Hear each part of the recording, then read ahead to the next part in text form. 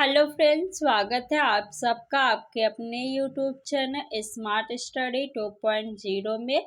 आज की इस वीडियो में हम हिंदी के टॉप 20 क्वेश्चंस देखेंगे और ये आपके लिए मॉक टेस्ट है।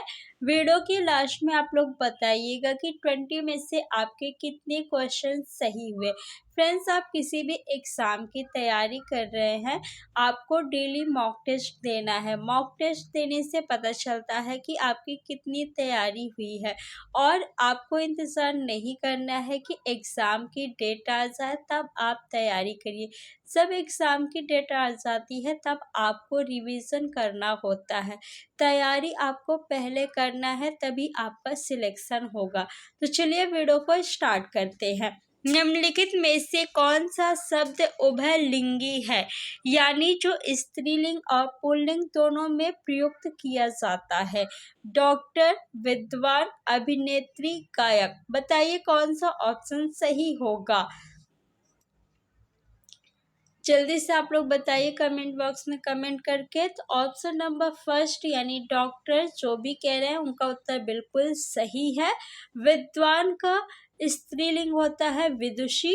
अभिनेत्री जो है ये स्त्रीलिंग शब्द है, इसका पुल्लिंग शब्द होगा अभिनेता। और गायक जो है ये पुल्लिंग शब्द है, इसका स्त्रीलिंग शब्द होगा गायिका। तो ऑप्शन नंबर ए आपका सही है। सीमा कुत्ते से डरती है, इस वाक्य में कौन सा कारक है? अपादान कारक, करण कारक, कर्म कारक या संबोधन कारक? सीमा कुत्ते से डरती है यानी कुत्ते से दूर जाएगी, अलग होगी। तो जहाँ भी से का प्रयोग अलग होने के अर्थ में आता है वहाँ पे अपादान कारक होता है। तो ऑप्शन नंबर ए आपका सही है। समूहार्थक शब्द चिन्हित कीजिए। ऐसा शब्द बताइए जिससे समूह का बोध हो रहा हो। पुरुष, स्त्री, मनुष्य, भीड़। देखिए, भीड़ शब्द जो है ये क्या है? आपका समूहवाचक शब्द है, क्योंकि भीड़ किसी एक लोग से तो होगी नहीं। जहाँ ढेर सारे लोग होंगे वही भीड़ होगी, उसी को हम भीड़ कहेंगे। तो ये कैसा शब्द है? आपका समूहवाचक शब्द है। ऑप्शन नंबर डी आपका सही है। मनुष्य, स्त्री, पुरुष ये जातिवाचक संज्ञा है। जहाँ वाक्य की गति अंतिम रूप ले ले, विचार के तार टूट जाए, वहाँ किस चिन्ह का प्रयोग किया जाता है? योजक चिन्ह, अल्प विराम, उद्धरण चिन्ह या पूर्ण विराम? बताइए किस चिन्ह का प्रयोग किया जाता है? वाक्य की गति अंतिम रूप ले ले यानी वाक्य समाप्त हो जाए। तो वाक्य जब समाप्त होता है तो हम क्या लगाते हैं? पूर्ण विराम लगाते हैं। ये योजक चिन्ह है। अल्प विराम जिसे हम लोग कॉमा भी बोलते हैं। उद्धरण चिन्ह को हम लोग क्या कहते हैं? सिंगल इन्वर्टेड कॉमा या फिर डबल इन्वर्टेड कॉमा भी आपका उद्धरण चिन्ह ही कहलाता है। निम्नलिखित में से अंतस्थ व्यंजन कौन सा है? 4 ऑप्शन दिया गया है, आपको अंतस्थ व्यंजन बताना है। अंतस्थ व्यंजनों की संख्या अगर पूछे कितनी होती है तो 4 होती है अंतस्थ व्यंजनों की संख्या। कौन कौन सी? या, रा, ला और वा। ये 4 जो है आपके अंतस्थ व्यंजन कहलाते हैं। या और वा जो है ये आपके अर्ध स्वर कहलाते हैं। क्या कहलाते हैं? अर्ध स्वर कहलाते हैं। ऑप्शन नंबर बी आपका सही है। जो करेगा सो भरेगा रेखांकित शब्द क्या है? क्रिया विशेषण है, संकेतवाचक सर्वनाम है, संबंधवाचक सर्वनाम है, गुणवाचक सर्वनाम है। बताइए क्या है? जो सो जिस वाक्य में आ जाए वो क्या होगा? संबंधवाचक सर्वनाम होगा। ठीक, जो सो या जैसा वैसा।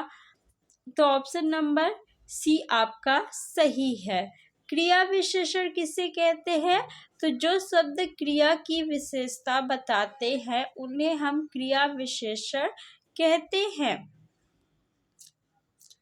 बुढ़ापा एक प्रकार का अभिशाप है। बुढ़ापा शब्द की संज्ञा बताना है आपको कि बुढ़ापा में कौन सी संज्ञा है। जातिवाचक संज्ञा है, भाववाचक संज्ञा है, व्यक्तिवाचक संज्ञा है या समूहवाचक संज्ञा है। संज्ञा कितने प्रकार की होती है? 5 प्रकार की। कौन कौन सी? जातिवाचक, भाववाचक, व्यक्तिवाचक, समूहवाचक और एक आपका होता है द्रव्यवाचक संज्ञा। बुढ़ापा, बुढ़ापा क्या है आपका? भाववाचक संज्ञा है। बुढ़ापा ईमानदारी, बेईमानी, जवानी, बचपना, ये सब क्या है? भाववाचक संज्ञा। जिससे जाति का बोध होता है, जैसे वकील, डॉक्टर, ये क्या कहलाते हैं? जातिवाचक संज्ञा। लड़का, लड़की, पशु, पक्षी, ये क्या है? जातिवाचक संज्ञा। व्यक्तिवाचक संज्ञा जहाँ किसी एक चीज, पर्टिकुलर चीज के बारे में बात की जाती है। जैसे किसी एक व्यक्ति का नाम ले लिया जाए, राम, श्याम, सुरेश, मोहन, सीता, गीता, नीता, पिंकी, या किसी एक नदी का नाम ले ले, गंगा, यमुना, ब्रह्मपुत्र, ये क्या कहलाएंगे? व्यक्तिवाचक संज्ञा कहलाएंगे। समूहवाचक संज्ञा यानी जिससे समूह का बोध हो, जैसे क्लास, क्लास किसी एक व्यक्ति से तो बनेगा नहीं, उसमें छात्र भी होंगे, छात्राएं भी होंगी और अध्यापक भी होगा। और आपका सेना, सेना किसी एक सैनिक से तो बनेगा नहीं, सेना में ढेर सारे सैनिक होंगे। तो ये क्या है? समूहवाचक संज्ञा है। तो ऑप्शन नंबर आपका बी जो है वो बिल्कुल राइट है। नेक्स्ट क्वेश्चन है, अपने मरे बिना स्वर्ग नहीं दिखता, दिए गए विकल्पों में से कहावत का सही अर्थ बताइए। स्वयं ही सब कार्य करना आवश्यक है, संकट में पड़े बिना अच्छा फल नहीं मिलता, मृत्यु के पश्चात ही स्वर्ग दिख पाता है, स्वर्ग देखना है तो मरो। देखो ये नहीं होगा, अपने मरे बिना स्वर्ग नहीं दिखता, यानी संकट में पड़े बिना अच्छा फल नहीं मिलता। जब तक आप मेहनत नहीं करेंगे, संकट में नहीं पड़ेंगे, तब तक अच्छा फल नहीं मिलेगा। ऑप्शन नंबर बी आपका बिल्कुल सही है। बालों से तेल निकालना, मुहावरे का अर्थ बताना है। मूर्खता करना, बालों से तेल निकालना, असंभव को संभव करना, जमीन से कच्चा तेल निकालना। देखिए, बालों से तेल निकालना काम जो है बहुत असंभव सा कार्य है, तो इसका अर्थ हो जाएगा असंभव को संभव करना। क्या बालों से तेल निकलेगा? नहीं निकलेगा ना, यानी जो काम असंभव है उसे उसने क्या कर दिया? संभव कर दिखाया, निकाल दिया तेल। ऑप्शन नंबर सी आपका सही है। जब किसी वाक्य को अर्थों के आधार पर सजाया जाता है तो उसे क्या कहते हैं? शब्द अलंकार, अर्थ, अर्था अलंकार या अलंकार। अर्थ के आधार पर विशेषता उत्पन्न की जा रही है, सजाया जा रहा है, तो अर्थ अलंकार हो जाएगा। ऑप्शन नंबर सी जितने भी लोग कह रहे हैं उनका उत्तर बिल्कुल सही है। निर्मल का विलोम शब्द दिए गए विकल्पों में से कौन सा है? मलिन, अभद्र, विषम, कोमल। तो निर्मल का विलोम क्या हो जाएगा? मलिन हो जाएगा। ऑप्शन नंबर ए आपका सही है। दिए गए विकल्पों में से थल का विलोम शब्द कौन सा होगा? तो थल का विलोम क्या हो जाएगा? जल हो जाएगा। ऑप्शन नंबर ए आपका बिल्कुल सही है। नेक्स्ट है कि घर का पर्यायवाची शब्द निम्नलिखित में से कौन सा है? घर का पर्यायवाची शब्द यानी समानार्थी शब्द आपको बताना है। अनल, वात, उरग या आलय। अनल जो है आपका ये आग का पर्यायवाची है, और अनिल जो होता है वो किसका पर्यायवाची है? एक अनल होता है, एक अनिल, तो अनिल जो है ये हवा का पर्यायवाची शब्द है। आलय मीन्स होता है घर। ऑप्शन नंबर डी जितने भी लोग कह रहे हैं उनका उत्तर बिल्कुल सही है। मंदिर और मंदिरा युग्म का उपयुक्त अर्थ बताना है आपको, मंदिर और मदिरा।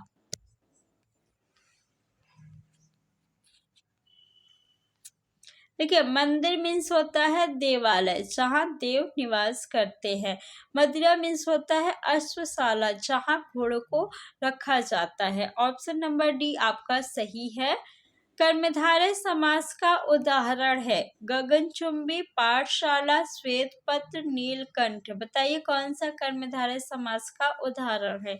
समास का शाब्दिक अर्थ होता है संक्षेप, यानी दो या दो से अधिक शब्दों को मिलाकर या संक्षेप कर एक शब्द बनाना क्या कहलाता है, समास कहलाता है।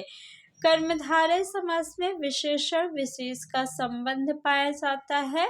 तो श्वेत पत्र यानी पत्र किस प्रकार का है, श्वेत रंग का यानी सफेद। तो ऑप्शन नंबर सी आपका सही है। गगनचुंबी यानी गगन को चूमने वाला, को जो है आपका वो कारक चिन्ह है। तो कारक चिन्ह का लोप किस में होता है, तत्पुरुष समास में। तो गगनचुंबी में तत्पुरुष समास होगा। पाठशाला यानी पाठ के लिए, शाला के लिए क्या है, ये भी कारक चिन्ह है। तो इसमें भी क्या होगा, आपका तत्पुरुष समास हो जाएगा। नीलकंठ यानी नीला है जिसका कंठ, अर्थात भगवान शिव, अर्थात निकल रहा है, यानी इसमें बहुव्रीहि समास होगा। समास बताइए, भरपेट में कौन सा समास है। अव्ययी भाव समास है, द्वंद्व समास है, तत्पुरुष समास है या बहुव्रीहि समास है। भरपेट यानी पेट भर अव्ययी भाव समास होगा। ऑप्शन नंबर ए जितने भी लोग कह रहे हैं उनका बिल्कुल सही है, क्योंकि यहाँ पे उपसर्ग का प्रयोग किया गया है। द्वंद्व समास में दोनों पद जो होते हैं एक दूसरे के विलोम होते हैं। तत्पुरुष समास में कारक चिन्ह का लोप होता है और बहुव्रीहि समास में अर्थात यानी उसका अर्थ जो होता है वो प्रधान होता है। जैसे दशानन, दस है आनन जिसका अर्थात रावण। लंबोदर, लंबा है उदर जिसका अर्थात गणेश भगवान।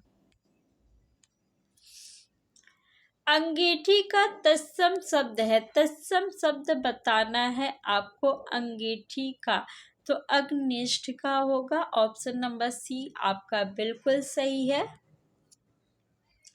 निम्नलिखित में से कौन सा तद्भव शब्द है, तद्भव शब्द आपको बताना है। इसमें से कौन सा शब्द तद्भव है, दिनकर, दिवाकर, प्रभाकर, सूरज। देखिए सूरज जो है ये आपका क्या है, तद्भव शब्द है और इसका तत्सम अगर पूछा जाए क्या होगा तो सूर्य होगा। ऑप्शन नंबर डी आपका उत्तर बिल्कुल सही है। रमणी में कौन सा प्रत्यय है, रमणी तो आनी प्रत्यय है रमणी में। ऑप्शन नंबर ए आपका सही है। अभ्यागत शब्द में कौन सा उपसर्ग है, अभ्यागत अभिधन आगत से मिलकर बना है अभ्यागत, अभिधन आगत। अभी जो है ये क्या है आपका उपसर्ग। उपसर्ग जो है किसी भी शब्द के पहले लगता है और प्रत्यय जो होता है वो शब्द के अंत में लगता है। ऑप्शन नंबर सी आपका सही है। तो फ्रेंड्स 20 क्वेश्चंस कंप्लीट हो गए हैं। आपके कितने क्वेश्चन सही हुए जल्दी से कमेंट बॉक्स में कमेंट करके बताइए और इस वीडियो को आप लोग ज़्यादा से ज़्यादा अपने फ्रेंड्स में शेयर करिए।